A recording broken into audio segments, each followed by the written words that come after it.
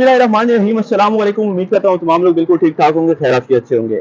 इंतखाबात 2024 का जो मरला था बिल आखिर वो खत्म हुआ और जो इसके आगे काले बादल छाए हुए थे, जो 8 फरवरी को इंतखाबात हुए थे, समझ से बाहर थी ये चीज़ कि कौन सी जुमात जो है वो हुकूमत बनाएगी। क्योंकि एक अवाम का जो मैंडेट था एक जुमात के पास था, उसे दीवार से लगाया जा रहा था। दूसरी जानिब नून लीग और पाकिस्तान पीपल्स पार्टी दोनों इस कैफियत का शिकार थी कि हुकूमत बनाए या ना बनाए, या किस तरह हुकूमत बनाई जाए। किसी के पास अक्सरियत नहीं थी। आज सुप्रीम कोर्ट में फैसल करीम कुंडिया उनने भी यही कहा कि हमसे जो नून लीग ने 2 दफा रब्ता किया कि आप हमें वोट दें। एक जमात जो कह रही थी कि फॉर्मर पीटीआई और अभी सुन्नी इत्तेहाद कौंसिल कि मैंने किसी से बात नहीं करनी, और जो है उसके बाद ने कहा कि मैंने बात करनी है लेकिन पीपल्स पार्टी और पीएमएलएन के साथ नहीं करनी। तो हमारे पास एक ही ऑप्शन थी कि पीएमएलएन के साथ बैठते। पीएमएलएन ने 2 दफ़ा हमसे रिक्वेस्ट की, वोट मांगी थी। अब बाकायदा तौर पर एक नई मुल्क में जमहूरी हुकूमत या फिर सो कॉल्ड जमहूरी हुकूमत जो बिठा दी गई है, पता चल जाएगा आज शाम में या कल के कौन सी नई कैबिनेट आ रही है। इस तमाम तर सूरत हाल पे कैसे चलेगा मुल्क, कैसे चलेगा पाकिस्तान। जो 16 महीनों में हमने देखा कि पीडीएम के दौर हुकूमत में जिस तरह महंगाई की गई, जो तमाम तर आवाम को मुश्किलात का सामना था, आया इस जमहूरी हुकूमत में भी यही कुछ रहेगा।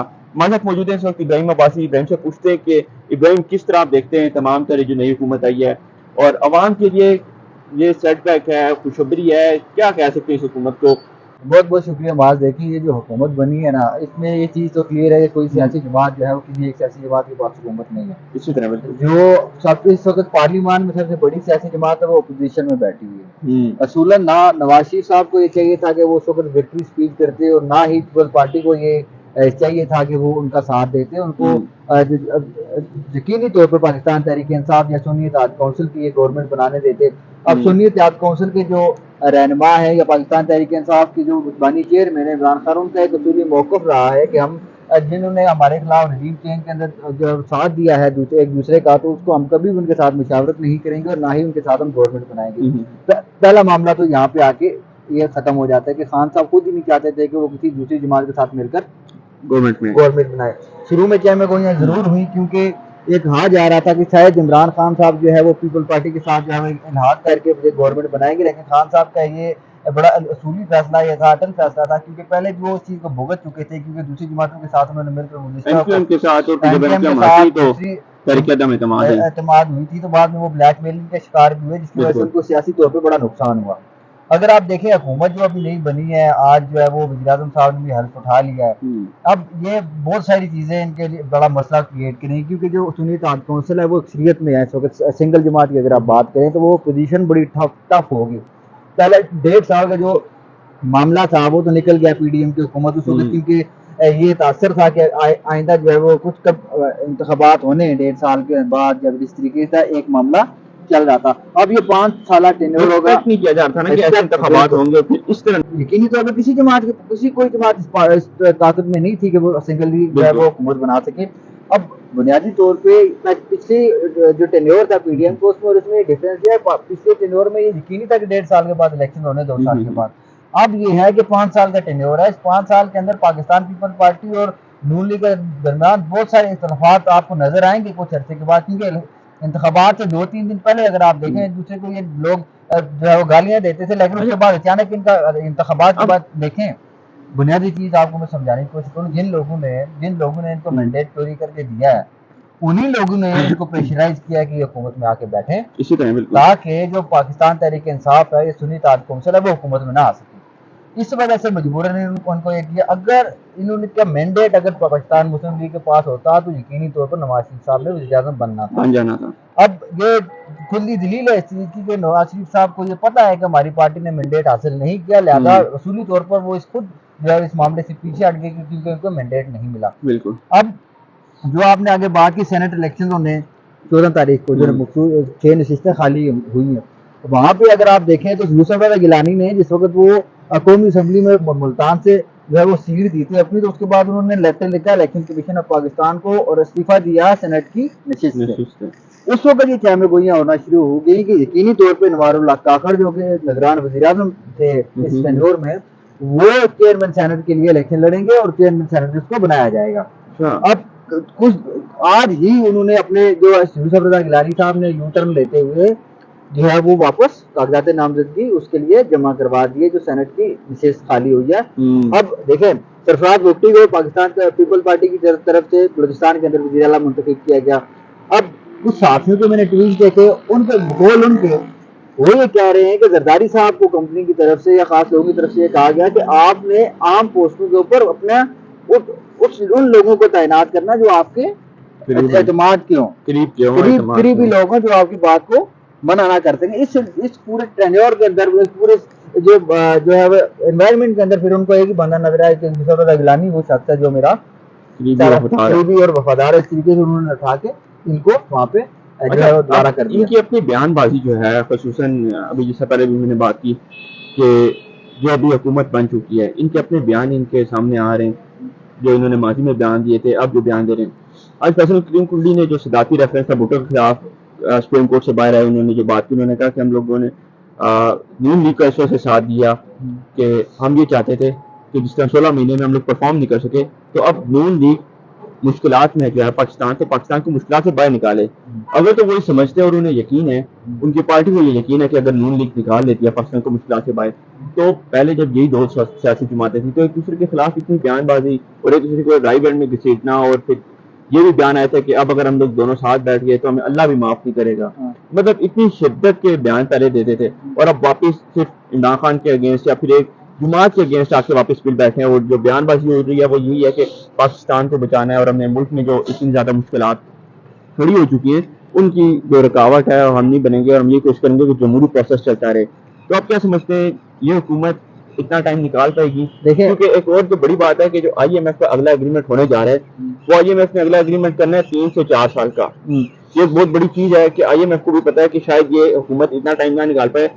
ایک جو پروگرام تھا ابھی اپریل میں ختم ہونے لگا ہے, مارچ میں اس کی آخری قسط آئے گی, اپریل میں وہ ختم ہو جائے گا. جو نیکسٹ پروگرام ہے وہ 3 سے 4 سال کے درمیان ہونے جا رہا ہے پاکستان جو حکومت ہے اس کا آئی ایم ایف کے ساتھ, اور اس سے زیادہ ایکسٹینڈ وہ کر نہیں سکتے, آئی ایم ایف کو بھی پتا ہے. تو میرے اندازے میں تو یہ ایک green signal I M F کی طرف سے بھی ہے. آئی ایم ایف کو بھی پتا ہے کہ پاکستان کی جو جمہوری حالات ہیں, جمہوری حکومت کی رکتی نہیں ہے, تو 3 سے 4 سال سے زیادہ مجھے نہیں لگ رہا کہ یہ حکومت بھی ایکسٹینڈ کر پائے گی. کیونکہ اگر ہوتی تو آئی ایم ایف مزید جو بلومبرگ کے مطابق مزید وہ پروگرام ایکسٹینڈ کر سکتے تھے. کیا پوائنٹ آف ویو؟ دیکھیں سب سے پہلی بات تو آپ نے کی ہے کہ اس حکومت کے متعلق دیکھیں جو ایک سیاست دو چیزوں کے بنیاد کے اوپر ہوتی ہے پاکستان کے اندر. ایک تو نظریہ ہوتا ہے اور دوسرا یہ ہوتا ہے کہ آپ کا مفاد ہوتا ہے. جن لوگوں نے نظریے کے اوپر سیاست کی ہے وہ کبھی بھی جو ہے وہ بدنام نہیں ہوئے, ان کے خلاف سازشیں ضرور ہوئی ہیں لیکن اللہ تعالیٰ نے ان کو سرخرو کیا. اب جس وقت مفادات کی سیاست آ جاتی ہے, مفادات کے ٹکراؤ کی پیش نظر جو عوام پیشتی ہے وہ آپ نے پچھلے 16 مہینوں میں دیکھ لیا. اب جس وقت الیکشن ہو رہے تھے, جس وقت کیمپیننگ چل رہی تھی ساری سیاسی جماعتوں کی, اس وقت نون لیگ اور پیپل پارٹی آپس میں گتم گتھا تھے. اس وقت ان پارٹیوں کو شاید یہ بتایا گیا تھا نون لیگ کو کہ آپ کو ہم اتنا مینڈیٹ دے دیں گے کہ آپ زمینی حکومت بنا سکیں گے, اور دوسرا پیپل پارٹی کو یہ بتا دیا گیا تھا کہ آپ اپوزیشن میں بیٹھیں گے, یا پھر اس طرح ہوگا کہ کسی ایک جماعت کو یقین دہانی ضرور کروائی گئی تھی, جس کے بعد انہوں نے اس طرح کیا. نواز شریف کے اوپر بھی ذرا کمنٹ کر دیجیے گا, جب اسپیچ کرتے تھے نواز شریف, تو نواز شریف کی جو باڈی لینگویج تھی وہ کیا تھی, وہ آپ نے دیکھی ہوگی. بالکل ان کو میں نے پہلے بھی آپ کو کہا, اسی وجہ سے میں نے آپ کو پہلے بھی کہا کہ نواز شریف صاحب کو دلی طور پہ مکمل یقین ہے کہ ان کا مینڈیٹ نہیں ملا, وہ زبردستی سیٹ پہ آگے بیٹھے, اس لیے وہ خود نہیں بیٹھے. سیٹ پہ آگے انہوں نے اپنے بھائی کو جو ہے وہ بلی کی بکری بنایا. اب دیکھیں جو نواز شریف صاحب نے کیا وہ اصولاً جو ہے ان کو کرنا چاہیے تھا کہ ہم سب مل کر حکومت بنا لیتے ہیں, یا پھر یہ جس پارٹی کو مینڈیٹ ملا ہے وہ کر لیں. اس طرح انہوں نے نہیں کیا. اب جو یہ آئی ایم ایف والا معاملہ ہے, آئی ایم ایف دیکھیں, آئی ایم ایف ایک اسٹیبلشمنٹ, انٹرنیشنل اسٹیبلشمنٹ چلاتی ہے, رن کرتی ہے آئی ایم ایف کو. آئی ایم ایف نے جو پاکستان کو قرضے دینے تھے, پاکستان نے اس کو واپس بھی کرنا ہوتا ہے, جو پروگرام دینا ہوتا ہے. اب پاکستان کے پاس اتنے پیسے نہیں ہے کہ وہ پیسے واپس کرنے کے وقت تک آپ جس کو ان کو پیسے واپس کرتے لیتے ہیں, پھر آپ اس کے بعد اس کو ڈیل کرتے ہیں جی ہمیں مزید قرضہ چاہیے. اب پاکستان کے پاس اتنے پیسے نہیں ہے. پاکستان کے جو انٹرنیشنل میڈیا ہے وہ یہ رپورٹ کر رہا ہے کہ پاکستان کی طرف سے آئی ایم ایف کو یہ کہا جا رہا ہے کہ آپ جو ہمیں بنگلہ دیش ماڈل دے دیں. بنگلہ دیش ماڈل میں یہ تھا کہ 2-4 ارب ڈالر زیادہ تھے اور وقت بھی تھوڑا زیادہ تھا, جس کی وجہ سے اس کے اوپر اب یہ آگے جو بیٹھک ہوگی آئی ایم ایف کے ساتھ, آئی ایم ایف کیا ڈیل کرتا ہے. دوسری طرف جو عمران خان کی طرف سے خط لکھا گیا, دیکھیں اس کے 2 پہلو ہیں اگر آپ ان کو دیکھیں.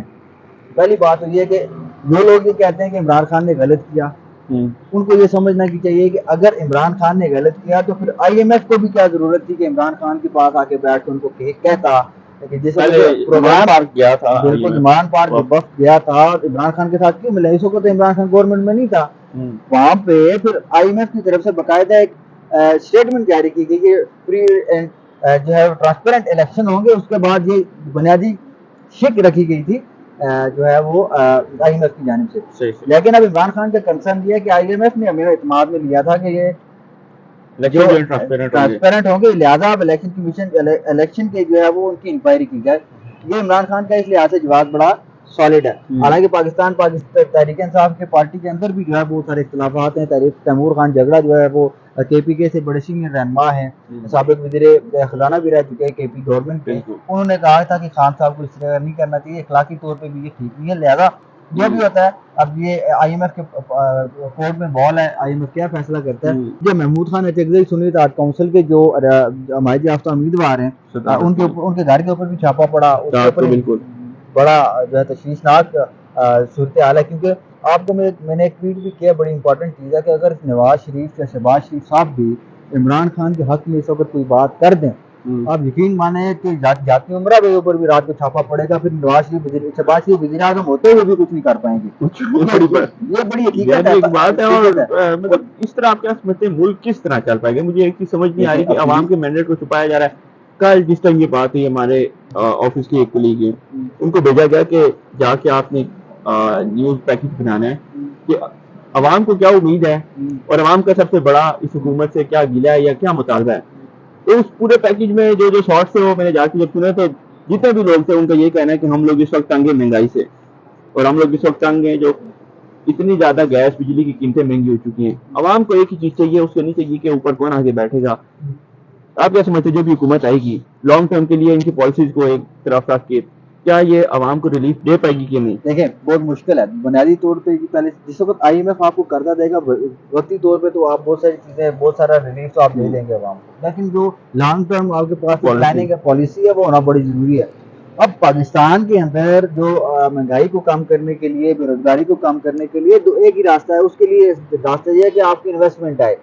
آپ کی جس وقت انویسٹمنٹ آئے گی آپ کی بے روزگاری کم ہوگی، چیزیں آپ کی یہاں پہ بنے گی، آپ کے ڈالر کا ریٹ گرے گا، ڈالر کے ریٹ گرنے سے مہنگائی کم ہوگی. ایک اور چیز میں اس میں آپ کی ایڈ کرنا چاہتا ہوں کہ مسلم لیگ نون کا ایک ادارہ ہے کہ مسلم لیگ نون نے ہمیشہ جب بھی سیاست میں آئے انہوں نے ایک ہی چیز پہ زیادہ زور دیا ہے کہ وہ جب بھی آتے تھے تو یا تو ان کا پل بنتا تھا، یا تو ان کی روڈ بنتی تھی، یا تو ان میں انڈر پاس میں. ان کی سیاست پلوں سے گزرتے ہوئے روڈ کے نیچے سے گزرتی ہے اور پھر فلائی اوور سے گزر کے واپس روڈ سے ختم ہوتی ہے.